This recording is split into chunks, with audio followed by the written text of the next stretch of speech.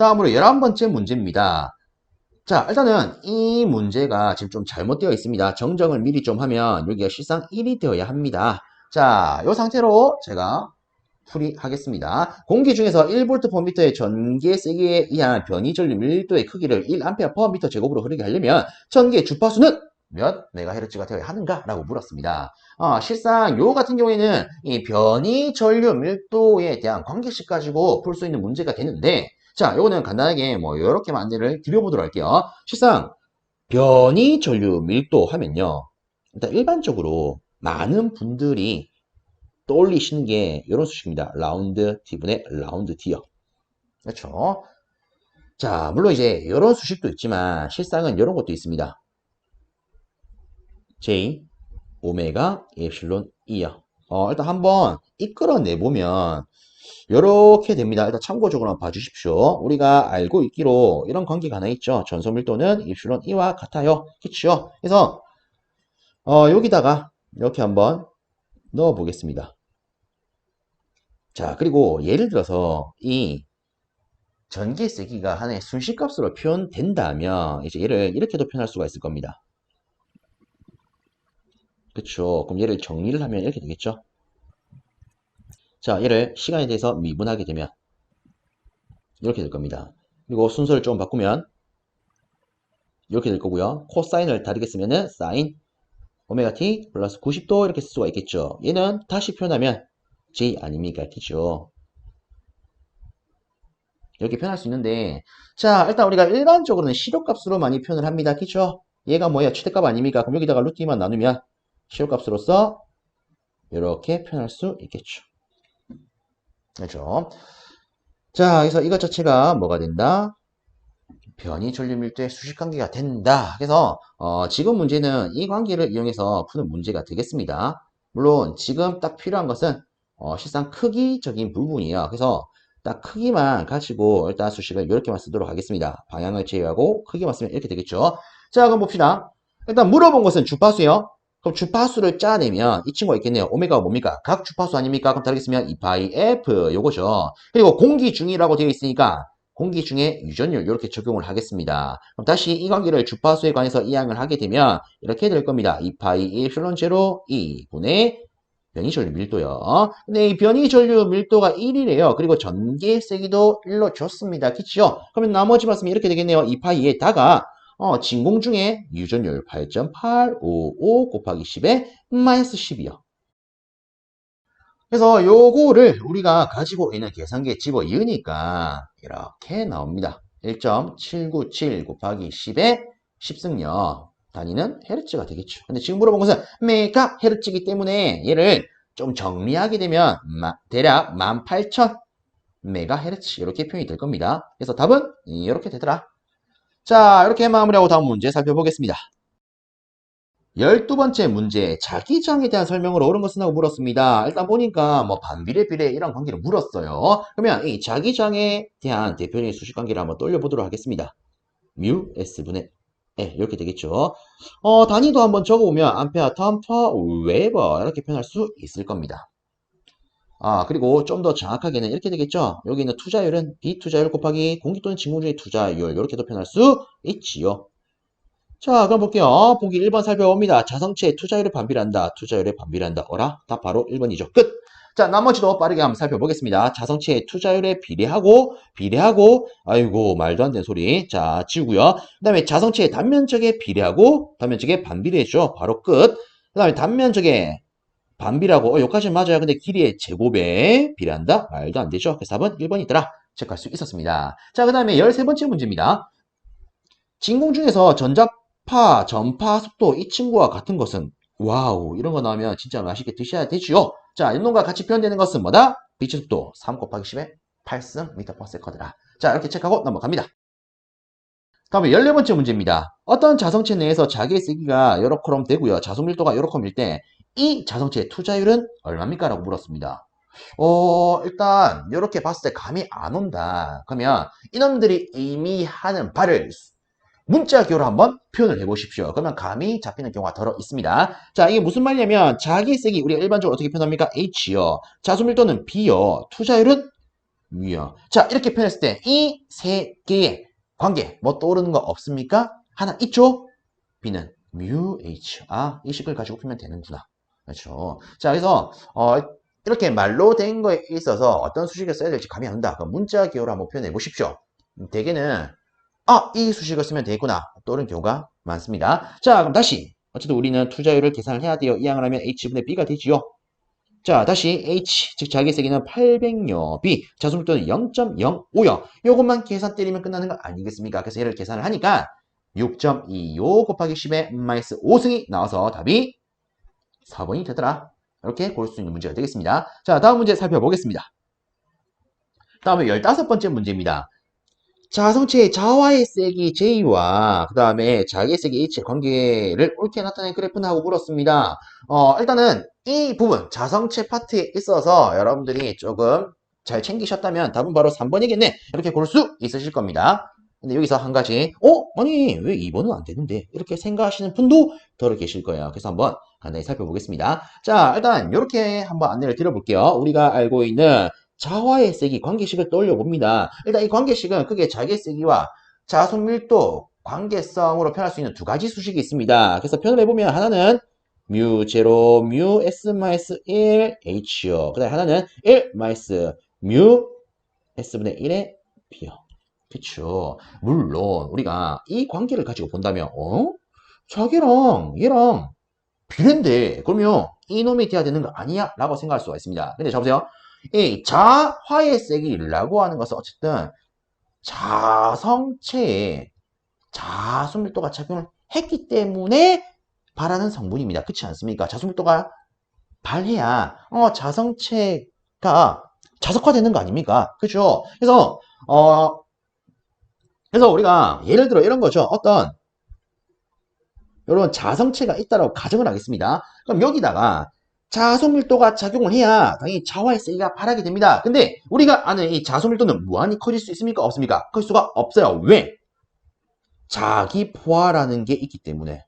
맞나요? 즉 어떤 자성체가 자화가 되기 위해서 내부에 자기력선이 이렇게 작용한다. 근데 이 자기력선이 내부에 가득 차게 되면 더 이상 증가하지 않게 됩니다. 얘를 가지고 우리는 자기포화라고 해요. 그렇죠? 그래서 실질적으로 이 자소밀도는 자기 포화를 갖기 때문에 이에 따라서 뽑혀져 나오는 이 자와의 세기 또한 자기 포화를 고려해서 나타낼 수가 있습니다. 그래서 여러분들 관도 문제를 풀다 보면 왜 이런 문제 보셨을 거예요. 자와의 세기와 자소밀도는 어떤 관계가 있습니까? 자와의 세기는 자소밀도보다 약간 작다고요. 기억나시나요? 그래서 자, 실제 우리가 좀 더 정확하게 그래프를 표현을 하게 되면 다시 표현을 하겠습니다. 여기 자기의 세기, 여기 자수밀도라고 하면 이 둘의 그래프를 우리가 이런 식으로 표현할 수가 있습니다. 근데 여기서 한 가지 더 표현을 하면 이렇게도 표현이 돼요. 이게 실제 뭡니까? 자화세기야. 얘가 실상 자수밀도가 되죠. 그래서 어떻다? 이런 관계가 있다. 그렇죠. 그래서 실상 이제 우리가 좀 실수할 수 있는 부분이 이 부분입니다. 이 관계만 따지면 서로 비례니까 이렇게 표현할 수 있을 것 같은데, 근데 좀 더 정확하게는 이 자화의 세기마저도 어떤 개념을 내포하고 있다, 자기포가 되는 개념을 내포하고 있다.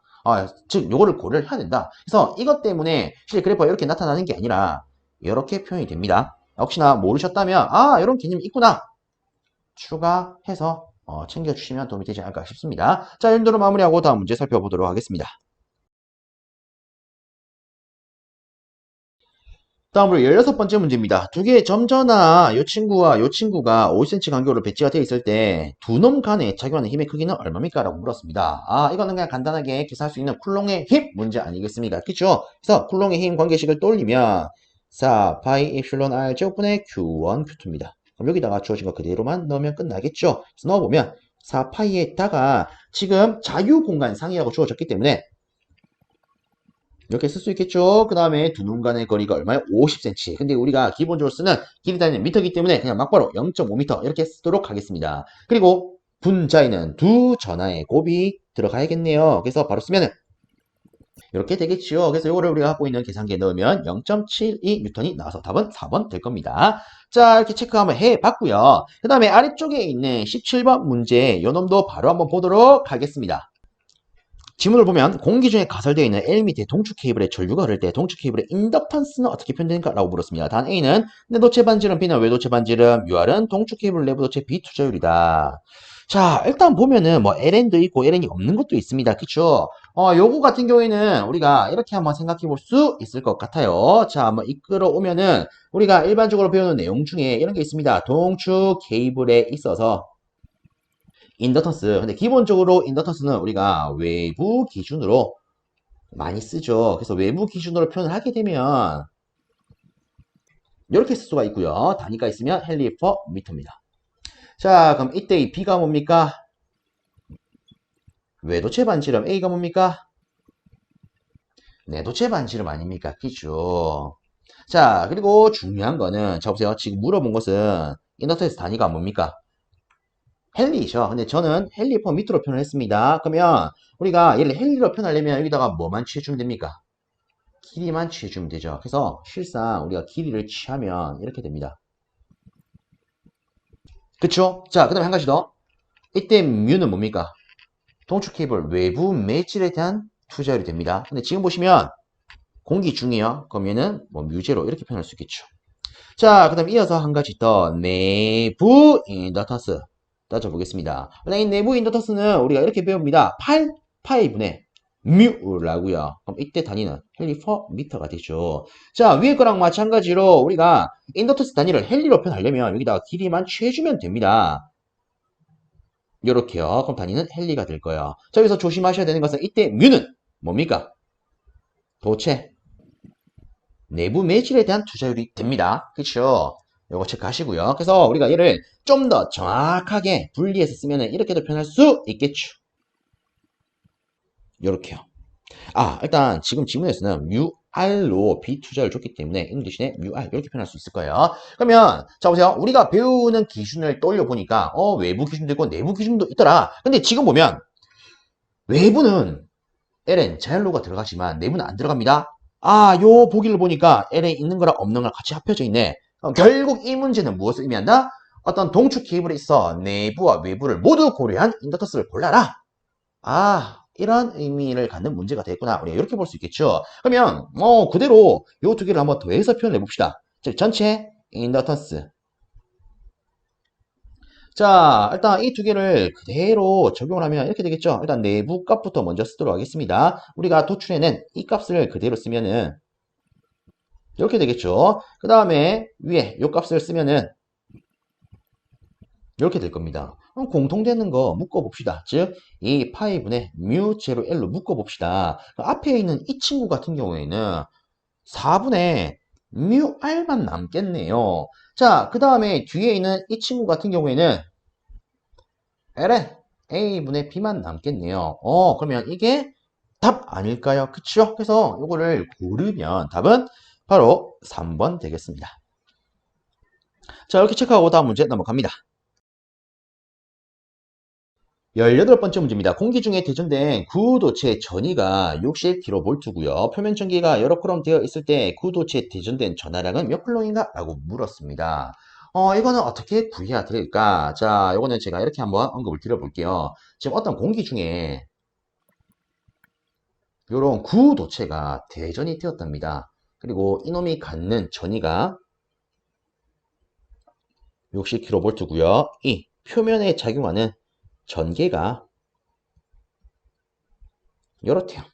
그죠? 자, 일단은 제가 요거부터 조금 조져볼게요. 우리가 일반적으로 표현하는 전개 단위는 볼트 퍼 미터 아니겠습니까? 그럼 얘는요, 이렇게 되겠네요. 4에다가 분자는 키로니까 10의 3승. 분모는 센티미터니까 센치를 미터로 환산하면 10의 마이너스 2승. 이렇게 붙일 수가 있겠죠. 그러면 요거는 4 곱하기 10의 5승으로 바로 표현할 수가 있겠네요. 단위는 볼트 퍼 미터요. 그치요? 자, 그럼 어쨌든 간에 지금 우리가 구해야 되는 것은 여기에 대준된 전하량입니다. 요거는 어떻게 계산해야 될까? 자, 요거는 이렇게 한번 접근해 볼게요. 어쨌든 지금 제시된 게 전이야, 전개요. 우리 전이에 대한 수식을 한번 떠올려볼까요? 일단 구도체 기준으로 떠올리면 4파이 입실론 R분의 Q가 됩니다. 그쵸? 근데 공기 중이라 줬으니까 뮤 제로 입실론 제로 이렇게 표현할 수 있겠죠. 그 다음에 전기 같은 경우에는 4파이 입실론 제로 R 제곱분의 Q 이렇게 쓸 수가 있을 거예요. 일단은 보면 우리가 구하고자 하는 것은 Q가 되는 거고 V값, E값 있겠다. 이 R값만 있으면 Q가 구할 수 있을 것 같은데. 그죠? 그럼 여기서 이 R이 뭡니까? 이 도체에 있어서 반지름 아니겠습니까? 그죠? 왜? 우리가 요걸 기준으로 잡으면 얘가 표면 전개라면서요. 그럼 이때 R이 표면까지의 거리니까 결국 이 도체의 반지름을 의미한다 라고 볼 수 있을 겁니다. 그럼 이 반지름은 어떻게 계산해야 될까? 어렵게 생각하지 마시고요. 이렇게 보시면 돼요. 이놈의 단위 뭐죠? 볼트죠? 이놈의 단위는 볼트 퍼 미터죠? 간단히 말하면 이 전위에다가 이 수식에다가 길이, 즉 반지를 한 번 더 나누면 얘가 되는 거 아닐까요? 그쵸? 왜? 이놈의 단위가 미터이기 때문에 둘이 연산하면 볼트 퍼 미터 되잖아요. 즉, 이 전개라고 하는 것은 R분의 V 이렇게 계산할 수 있구나. 그쵸? 그럼 다시 R은요 2분의 V로 놓을 수 있을 거예요. 그러면 이때 이 값 우리 환산한 거 그대로 쓰면 4 곱하기 10의 5승 V 값 60kg니까 10의 3승 이렇게 될 겁니다. 그럼 이거 계산을 하시게 되면 이 값 자체가 0.15m가 나올 거예요. 그러면 실상 끝났습니다. 자, 요걸 이제 여기로 갖고 오겠습니다. 이제는 두 가지 방법이 있어요. 첫 번째는 전위 관계식으로 푸는 방법이 있습니다. 자, 여기에는 이 전위 관계식을 우리가 전하량 기준으로 이항을 하게 되면 이렇게 쓸 수 있겠죠. 맞나요? 그럼 여기다가 우리가 알고 있는 정보값 그대로 넣읍시다. 자, 입실론 제로 대신에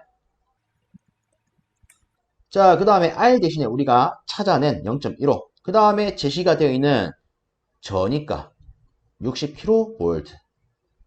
자, 얘 넣으면요. 아마 계산기에 1 곱하기 10에 마이너스 6승이 나올 거예요. 그래서 답은 요 놈이 됩니다. 자, 그럼 두 번째 방법은 전개 관계식을 가지고 풀 수 있더라. 이것도 한번 살펴보도록 하겠습니다. 자, 여기 있는 수식을 우리가 Q 기준으로 이항을 하게 되면 4파이 입실론 제로 R 제곱 2가 될 겁니다. 그치요? 얘도 매한가지로 8.855 곱하기 10-12승 넣고요. 여기에 0.15 넣고요. 여기다가 위에 제시되어 있는 혹은 우리가 바꿔왔던 4 곱하기 10에 5승 넣으면 똑같이 1 곱하기 10에 마이너스 6승이라는 값이 나올 겁니다. 그래서 이 문제 같은 경우에는 이 도체의 반지름을 계산해가지고 두 수식 중에 한 가지 내가 원하는 거 써서 도출할 수 있는 문제가 되더라. 이렇게 볼 수 있겠습니다. 자, 이 정도로 마무리하고 다음 문제 살펴보겠습니다. 다음으로 19번째 문제입니다. 평행판 측정기의 극판 간격이 80 마이크로미터, 극판의 단면적이 0.12m 제곱, 그 다음에 극판 간 전압이 12V, 축적된 정전 에너지가 1 마이크로 줄일 때 측정기 내부 유전체의 비유전율은 얼마입니까? 라고 물었습니다. 이건 어떻게 계산해야 될까? 자, 일단 요거는 이렇게 접근을 하겠습니다. 축적된 정전 에너지 체크를 좀 하겠습니다. 그리고 평행판 측정기, 얘를 우리가 다르게 말하면 이렇게 쓸 수 있겠죠. 평행판 콘덴서요. 그렇죠. 그럼 콘덴서에 축적되는 에너지 관계식 뭐가 있을까요? W, 즉 줄은요. 이런 게 있죠. 오해는 하지 마시고요. 2분의 1 시바 자승하. 그쵸? 이렇게 한번 들어놓으시면 절대 안 까먹으실 겁니다. 2분의 1 시바 자승하. 그리고 실상 이제 코일에 축적되는 에너지. 저 막간을 이용해가지고 하나 더 챙기자면 코일에 축적되는 에너지는 저는 이렇게 말합니다. 2분의 1 LI 자승하. 그래서 2분의 1 시바 자승하, 2분의 1 LI 자승하. 이렇게 한번 뱉어보시면 진짜 안 까먹으실 거예요. 자, 어쨌든 이런 수식을 가지고 한번 접근해 봅시다. 자, 일단 지금 우리가 쓸 것은 이놈이 아니라 이놈이네요. 그렇죠. 자, 그 다음에 보면 극판 간격도 주어져 있고 단면적도 주어져 있네. 야, 이거 가지고는 우리가 뭘 돌릴 수 있을까? 콘덴서에 있어서 정전 용량, 극판 간격 D분의 그 다음에 내부 유전체 유전율 곱하기 극판 면적. 그럼 봅시다. 일단 우리가 이런 수식 관계를 하나 생각해 볼 수 있고 이런 수식 관계를 생각해 볼 수가 있을 거예요. 그치요? 맞나요? 그러면 지금 다시 여기에 나와 있는 조건을 체크를 좀 해보겠습니다. 에너지 값 나와 있겠다. V 값 나와 있겠다. D 값 있겠다. S 값 있겠다. 그 다음에 물어보는 것은 정확하게는 이 친구에 있어서 좀 더 쪼개면 비유전율 얘를 묻습니다. 지금 공통으로 없는 것은 C값이 없죠. 우리가 실상 이 C값 고려할 필요 없이 자 이렇게 한번 만들어 봅시다. 이 수식을요 우리가 C에 대해서 이항을 하면 C는 2W 나누기 V 제곱 이렇게 표현할 수 있는 거 아니겠습니까? 그죠? 자 그리고 위에 이 수식도 C에 대한 수식이요. 아 그러면 여기다가 어쨌든 얘도 C에 대한 수식이니까 이렇게 쓰면은 실상 끝나겠네. 그치요? 그래서 이 문제 같은 경우에는 두 수식을 가지고 C에 대해서 정리해서 풀어낼 수 있는 문제가 되겠습니다. 어쨌든 우리한테 필요한 것은 뭐다? 정확하게는 다시 비유전율이 되더라. 그럼 얘를요, 비유전율에 대해서 이항을 시키도록 하겠습니다. 그럼 막바로 이항을 시켜보면 이렇게 쓸 수가 있을 겁니다. 그쵸? 그럼 여기다가 필요한 거, 주어진 거 그대로 넣으면 되는 거 아니겠습니까? 그래서 한번 적어 보겠습니다. 자, 그 다음에 필요한 거, 여기 에너지가 1 마이크로 줄이죠. 그 다음에 극판의 간격이, 아이고, 80 마이크로미터. 자, 그 다음에 아래쪽에 전압, 12V. 그리고 이 친구 쓰면은, 자, 그 다음에 극판의 단면죠. 자, 그래서 요거를 계산 때리시면은, 답이 대략 1.05 정도 나오실 겁니다. 그래서 답은 1번 되더라. 자, 이렇게 체크할 수 있는 문제가 될 거고요. 다음 문제 살펴보도록 하겠습니다. 다음으로 20번 문제입니다. 비유전율 5인 유전체 내 분극률은 얼마입니까? 라고 물었습니다. 일단은 자 요거 한번 체크해 보도록 하겠습니다. 분극률과 관계 있는 거 분기의 세기가 있죠. 이때 입실론 0, 입실론 S-1에 2 이렇게 쓸 수가 있습니다. 물론 다르게는 이렇게도 쓸 수가 있을 거예요. 자 여기서 용어 체크를 한번 하면 이 앞에 A는 이 친구를 우리가 뭐라 부릅니까? 이렇게 부르죠. 다르게 입실론 S-1을 뭐라 부릅니까? 비분극률요. 어쨌든 지금은 뭘 물었다? 이 값을 물었다. 그쵸. 그래서 저는 이렇게 쓰겠습니다. 기본적으로 뭐 분극률은 우리가 카이라는 문자 기호로도 쓸 수가 있는데 다 했으면 입실론 제로, 입실론 S 1이 되더라. 잠깐 보세요. 지금 비유전율이 5입니다. 여기 5 넣으면 실상 4 입실론 제로 끝 아니겠습니까? 그쵸? 그럼 여기서 한 가지 방법은 얘를 계산기에 넣으면 어떤 값이 나올 거예요. 그리고 얘들도 각각 계산기에 넣으면 어떤 값을 뱉어낼 겁니다. 그러면 우리가 이런 값들을 비교해서 얘랑 똑같은 것만 체크하면 되는 거 아니겠습니까? 실상 체크를 하면 답은 3번 나올 겁니다. 끝! 이렇게도 접근할 수 있지만 전 또 다르게 이렇게도 접근을 해보겠습니다. 혹시 여러분들 쿨롱 상수값 알고 있습니까? 보통 이제 우리가 쿨롱의 힘 배울 때 나오는 건데 4 파이 에플론 제로분의 1 얘를 우리가 간단히 9 곱하기 10의 구승으로 쓸 수가 있습니다. 얘가 쿨롱 상수죠. 그래서 대표적으로 제가 여기다가 좀 한번 적으면 우리 쿨롱의 힘 뭐 공기를 기준으로 적으면 실상 이렇게 쓸 수 있죠. 근데 얘를 우리가 다리가 어떻게 적습니까? 이렇게요. 이때 이게 뭐예요? 여기는 쿨롱 상수가 되죠. 자, 그러면 다시 요걸 이용을 해서 엡실론 제로 기준으로 좀 바꾸겠습니다. 실상 이항 몇 번 하시면 인원값이 36파이 곱하기 10의 구승분의 1이 되는 걸 확인할 수가 있을 거예요. 다르게 쓰면 36파이 분의 10의 마이너스 구승요. 그러면 얘를 여기 바로 넣어도 되겠네요. 넣어보면 이렇게 되겠죠. 약분 때리면 이렇게 해서 답 3번인 거 뽑아낼 수도 있습니다. 솔직히 뭐 이거 모르더라도 제가 앞에 했던 것처럼 계산기에 넣고 이런 거 계산기에 넣어서 값을 비교하면 그래도 3번을 고를 수 있더라. 저 이렇게도 충분히 풀 수 있습니다. 그래서 와 나 이거 몰랐는데 이거 무조건 외워야 되나?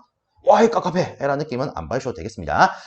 자 이렇게 해서 제가 시험장에서 풀었던 이 수문항의 풀이가 끝이 났습니다. 자 모쪼록 지금 저와 함께한 내용이 여러분들께 도움이 되어서 여러분들이 원하시는 합격이라는 두 글자 받으셨으면 좋겠습니다. 자 저는 여기서 마무리하겠습니다. 여러분들 수고 많으셨습니다.